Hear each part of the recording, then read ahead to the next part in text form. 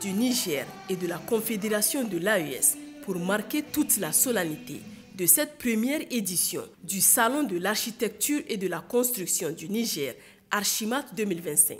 De grandes assises qui regroupent l'élite de l'architecture en Afrique autour de réflexions pertinentes pour une architecture respectueuse des valeurs culturelles.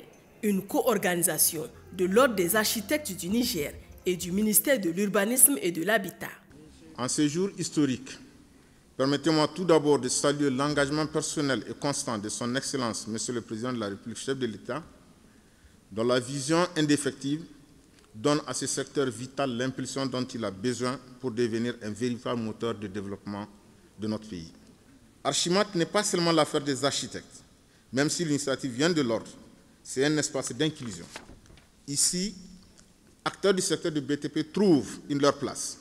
Ingénieurs, urbanistes, promoteurs, entrepreneurs, artisans, chercheurs et étudiants. Regardons le centre historique d'Agadez et son célèbre minaret en adobe, culminant 27 mètres, demeurant le plus haut édifice jamais construit en terre crue, inscrit au patrimoine mondial de l'UNESCO depuis 2013, et le palais du sultan de Zender, joyeux du patrimoine Haoussa. Ces œuvres témoignent d'un savoir-faire durable, sobre et poétique.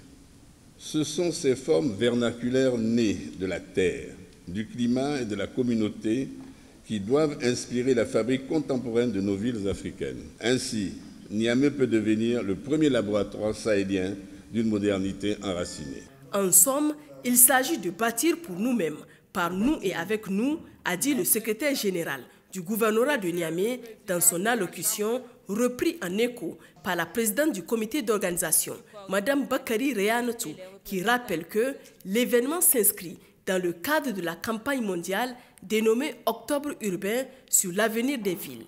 Événement qui rend également hommage aux pionniers du BTP, selon le commissaire à l'organisation, Jibril Ali Zourkaleni. Un BTP souhaité plus innovant, selon le parrain de l'événement, le président de la Chambre de commerce et d'industrie du Niger. Le ministre de la Santé et de l'Hygiène publique, représentant le Premier ministre, ministre de l'Économie et des Finances, a insisté sur le thème architecture et souveraineté constructive qui devrait réveiller les consciences sur la nécessité de ne compter que sur nous-mêmes tout en développant notre génie créateur.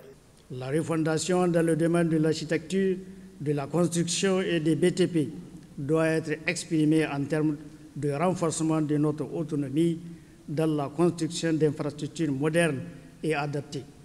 Archimat 2025 se doit donc, à travers ces thématiques, d'être une vitrine de l'excellence architecturale et constructive et un cadre de développement d'idées, de savoir-faire et de réflexion pour l'émergence des pratiques nouvelles parfaitement adaptées.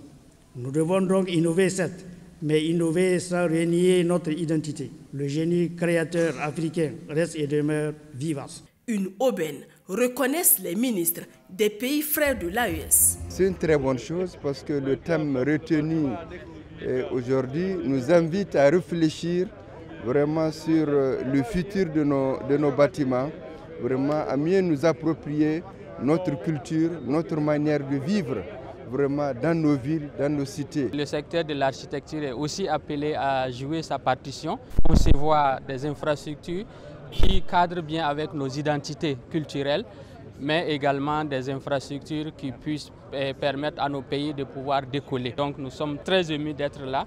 Le premier salon de l'architecture et de la construction du Niger, Archimat 2025, c'est surtout 5 jours d'intenses activités, ponctuées d'expositions, où toute la problématique du logement sera disséquée. Exposition sur le savoir-faire nigérien, présentée au ministre de l'Urbanisme et de l'Habitat du Niger, colonel Abdelkadri Amadou Daouda, accompagné de ses pairs du Mali et du Burkina Faso.